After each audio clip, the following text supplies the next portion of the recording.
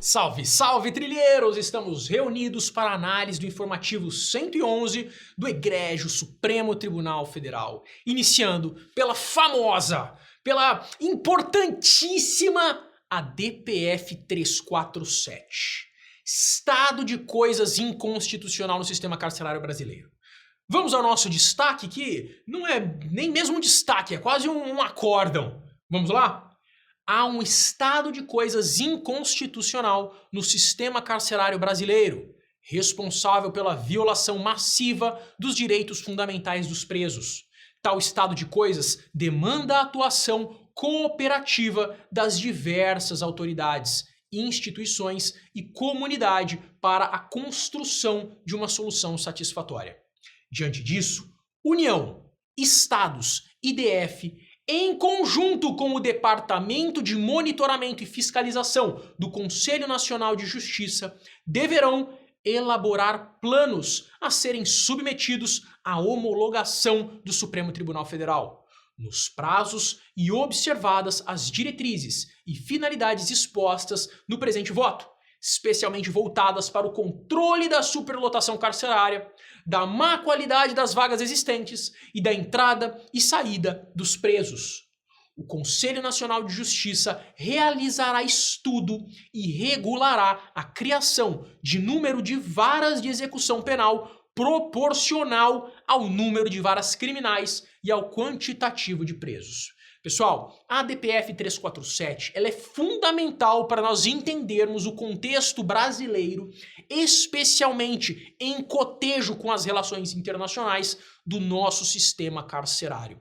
Nós vivemos uma relação de simbolismo entre a nossa Constituição Federal no que diz respeito ao direito do preso e o que efetivamente acontece na prática. Infelizmente, essa Constituição não está servindo de forma normativa a assegurar os direitos dos presos, mas tão somente de forma nominativa, de forma nominal. Ela elenca direitos, mas na prática não efetiva esses direitos. Daí a importância da ADPF de número 347 na tentativa de restaurar a dignidade da pessoa encarcerada.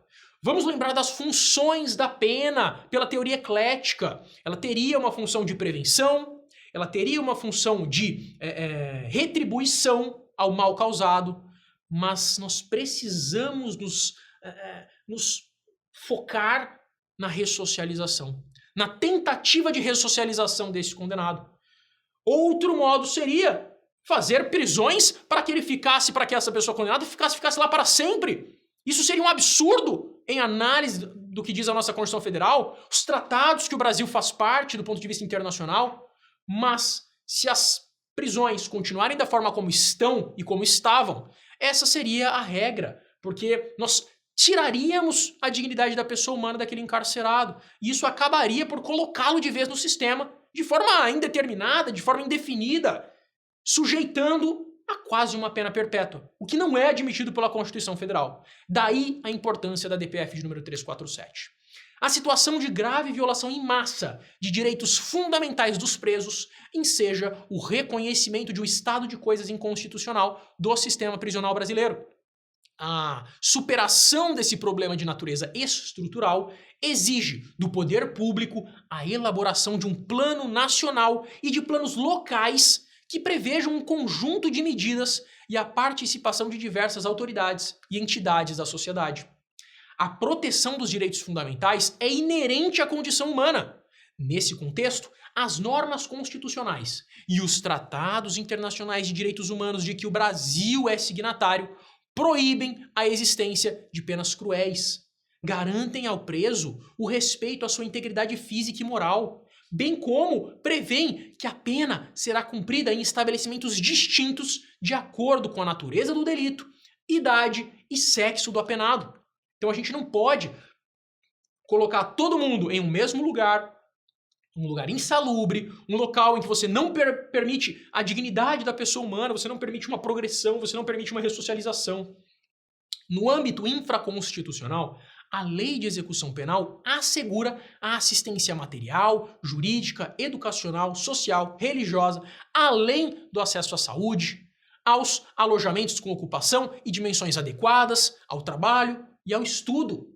Esse cenário normativo, em conjunto com as sistemáticas violações desses direitos, afasta eventuais contornos políticos ou de discricionariedade administrativa, tornando o problema do sistema carcerário brasileiro essencialmente jurídico, motivo pelo qual o estrito cumprimento das normas acima citadas deve ser assegurado por essa corte.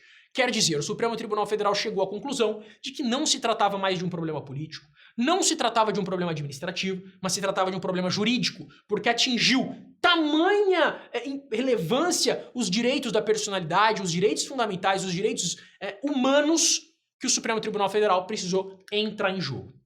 A superlotação dos presídios, o descontrole na entrada e as condições de saída do sistema prisional e a má qualidade das vagas disponibilizadas impedem a prestação de serviços e bens essenciais que integram o mínimo existencial. Nós não estamos falando de uma qualidade de vida maravilhosa para o detento, para o interno. Nós não estamos dizendo que é necessário garantir o mínimo existencial.